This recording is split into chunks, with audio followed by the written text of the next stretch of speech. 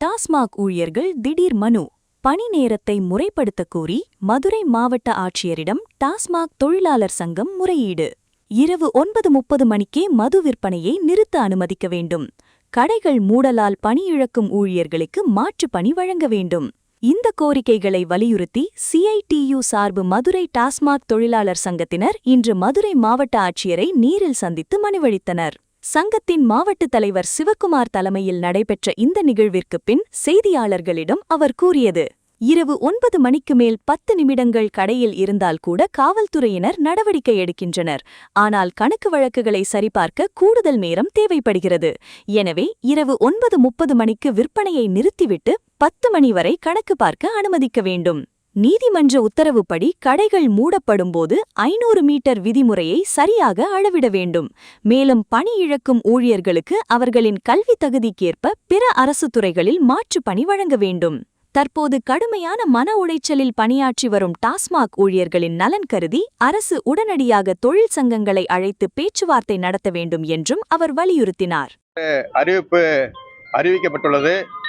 இந்த அறிவிப்பு செய்யப்பட்ட கடை ஊழியர்கள் கல்வித்தகுதி அடிப்படையில் மாற்றுப்பணி வழங்க வேண்டும் என்று மாவட்ட ஆட்சியர் அவர்களும் கோரிக்கை மனு அளிக்க வந்திருக்கிறோம்.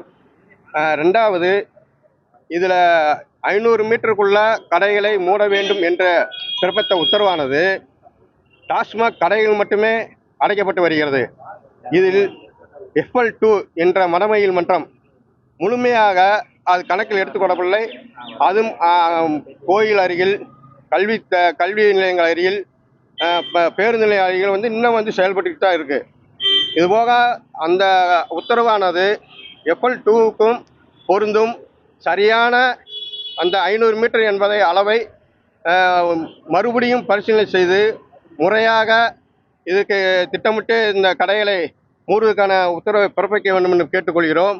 ரெண்டாவது, இப்போ 10 மணிக்கு கடையை மூட வேண்டும், 10:01க்கு உள்ள இருந்தால் நடவடிக்கை எடுக்கப்படும் என்று காவல்துறையினர் கடைகளை அச்சுறுத்தி வருகிறார்கள். அது மீண்டும் நாங்கள் 9:30 மணி அளவில் கடையை விற்பனையை முடித்துவிட்டு 10 மணி வரை அரை மணி நேரம் அலுவலகத்திற்கு குறுஞ்செய்தி அனுப்புவதற்காக கணக்குகளை பார்க்க வேண்டிய சூழ்நிலை இருக்கிறது. இதற்காக அந்த அரை மணி நேரம் என்பதை முடித்து நாங்கள் கணக்கு பார்ப்பதற்காக உத்தரவு மாவட்ட ஆட்சியர் வழங்க வேண்டும் என்று அந்த கோரிக்கையும் இந்த கோரிக்கை மனு பதிவுபட்டுள்ளது. மீண்டும் இந்த மூடப்பட்ட கடை ஊழியர்களை